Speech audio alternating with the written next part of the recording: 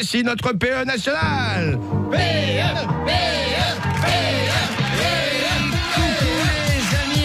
Quel plaisir de vous revoir en studio, ça y est on peut le dire, libéré, délivré, déconfiné et surtout, j'ai pas d'intro. Allez, jingle. PE est sur Énergie. Chaque vendredi dans le Wake Up Show. Alors, pour commencer, anecdote. J'ai une grosse anecdote, il m'est arrivé un truc de dingue. J'ai reçu un coup de fil de Stéphane Moreau. Mais non, En PCV, tu te doutes bien, il allait pas payer non plus. Alors, j'ai accepté, on s'est un peu pris la tête, il m'a dit, vous êtes qu'un petit con, vous dites partout que je suis un voleur, donc moi je lui ai dit, désolé, je savais pas que ça devait rester secret.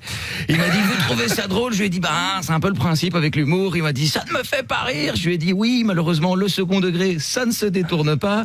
Il m'a dit, vous foutez de ma gueule? J'ai répondu, ah oui, absolument, une fois par semaine depuis un an.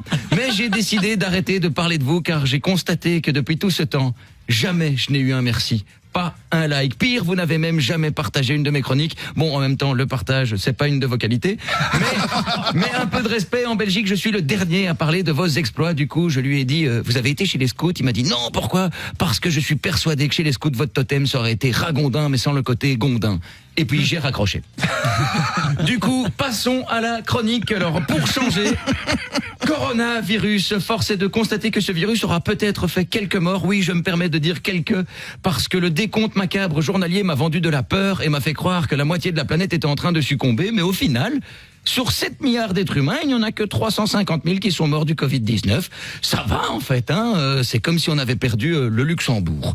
Et honnêtement, si tout le Luxembourg, c'est pas grand-chose, hein, mais si tout le Luxembourg venait à disparaître comme ça, là, paf, combien de jours il faudrait avant qu'on remarque un grand trou, hein? À part les deux frontaliers qui, en regardant le fond de leur jardin, se diraient, oui, tiens, les voisins font encore des travaux, sûrement une piscine, ils ont les moyens, mais sinon, on y verrait que du feu. Sinon, en parlant de disparition, l'actualité a disparu. Il n'y a plus rien si ça n'a pas un rapport direct avec le coronavirus. On n'en parle plus. Il n'y a plus de guerre, plus d'attentats, plus de famine, plus de catastrophes, plus de Laetitia Hallyday. Ça par contre, c'est cool.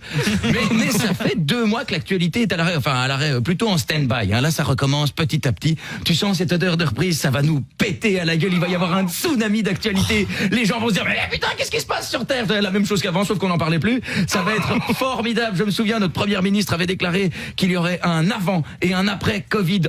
On va bien se marrer. L'avant était risible, l'après s'annonce clairement ridicule. Cette semaine dans la presse, chaque fois que j'ouvrais un article, je me disais, c'est une blague, c'est une blague. Ils se sont fait pirater, là, c'est pas possible autrement. Honnêtement, je crois qu'on est en train de vivre une partie de Jumanji, mais avec les règles du Camoulox. Exemple, il y en a plein. À Nancy, 2 jeunes tentent de voler une voiture et s'endorment à l'intérieur. Ok, dans la vie on ne part pas tous avec les mêmes chances, mais là va falloir revoir les bases, hein. Chapitre 1, verset 1 de Gangster pour les nuls selon Al Capone. Tu ne te lanceras point dans une carrière de criminel si aux crises de narcolepsie tu es sujet. C'est quand même pas dur à comprendre. À côté de ça, on a la RTBF qui se lance dans le journalisme d'investigation pour les beaufs avec un paix. Peut-il transmettre le Covid-19? Qu'est-ce que tu veux que je te dise? On va pas commencer à mettre des masques sur notre fion non plus. Déjà qu'il y en a qui ont du mal à se le mettre sur le nez et sur la bouche, parce que l'autre jour au magasin, j'ai vu un gars avec le masque sur son menton. On est vraiment obligé de déconfiner tout le monde?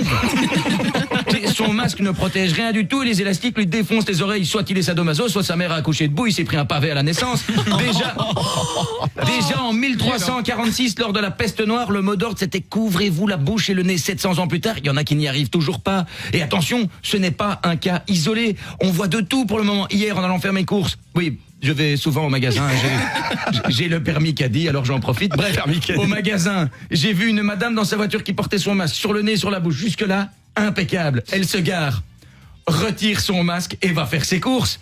Je repose la question, doit-on vraiment déconfiner tout le monde? À la base, je voulais lui faire une remarque, puis j'ai vu que sa plaque était luxembourgeoise, je me suis dit, elle a déjà vraiment souffert, son pays a disparu. Et pour terminer, la palme d'or de la news la plus insolite de la semaine revient au journal Le Monde, qui titrait « Emmanuel Macron a contacté Jean-Marie Bigard par l'intermédiaire de Patrick Sébastien à propos de la réouverture des bars ». Mais moi, je suis au chômage avec des infos pareilles, hein. On aurait pu l'imaginer, on ne serait pas arrivé à ce niveau de perfection. J'ai dû relire 2 fois l'info pour être sûr de ce que je venais de lire, et après j'ai quand même vérifié si c'était quand même pas le Gorafi. Eh ben non, c'est une vraie info.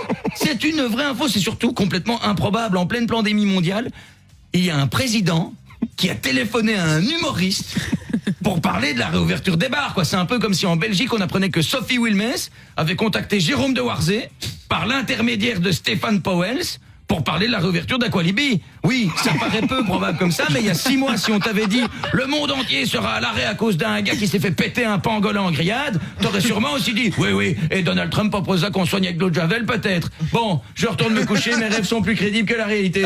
Sur ce, belle journée à tous et à la semaine prochaine. PE avec nous chaque vendredi 8h50 sur Énergie. Ça avance, c'est un projet de grillade et de barbecue, on en avait parlé la semaine dernière. Écoute, ça avance petit à petit, mais ça avance, ça fait son chemin. Franchement, j'espère qu'on va pouvoir te revoir sur scène très rapidement, mon PE, parce que ça doit te manquer à toi, ça manque à tout le monde. On attend ça avec impatience. Encore un peu de patience. Ça fait 3 mois qu'on dit ça. Non, mais cet été, ça ira. Tu trouveras certainement une idée, PE. Ah, mais j'ai envie de revoir des gens, j'ai envie que l'actualité recommence. En fait, c'est que toutes les semaines, je me dis, j'ai perdu mon pouvoir comique. Je te jure, je tanne ma copine en disant, c'est drôle ça, le Luxembourg, c'est drôle. Elle me fait, on verra. Et j'ai senti là, en faisant ma vanne, la première partie sur le Luxembourg, je vous ai vu me regarder, l'air de dire, il y a une chute, il y a une chute à ton truc. Et moi, j'étais là, tant pis, je fais comme si c'était super drôle.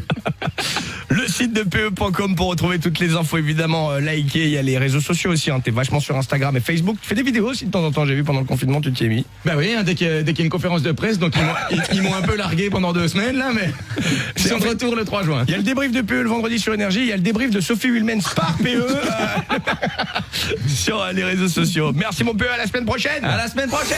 Le Wake Up Show. Le Wake Up Show sur Énergie.